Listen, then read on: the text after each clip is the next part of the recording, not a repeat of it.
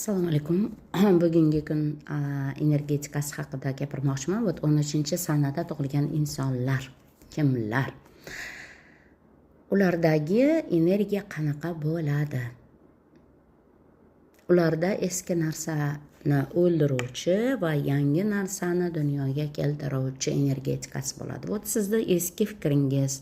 Siz u insonga gapirasiz, 13-sanada tug'ilgan insonlar albatta sizning fikringizni yoki sizning masalalaringizni o'ldirib, boshqa yangisini tug'dirib qo'yadigan insonlar, shunaqa transformatorlar.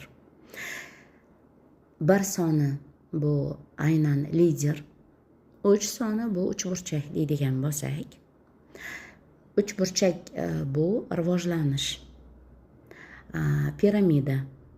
Shuning uchun bir soni bu o'q. Siz aynan rivojlanish bo'yicha lidersiz desa ham bo'laveradi. 3 sonini endi burchaklariga qo'yib chiqamiz, qarang. Ruscha o'qiganda ko'pincha ruscha misollar keladi-da. Telo, razum и дух. Aql, tana va ruh. Uchalasi. Ruhiyat olamiga, albatta ruhiyat olamiga ulanish.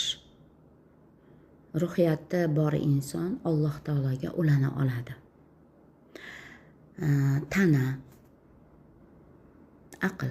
Tana bilan aql har doim bir-biri bilan kelishgan holatda bo'lsagina ruhiyat tepada tursa, unda uchburchak deydigan bo'lsak, ruhiyat tepada tursa, ruhiyatingiz sinmagan bo'lsa, ruhiyatingizda kimlardir yoki qaysidir bir masalalarda siz o'ta olmadingiz.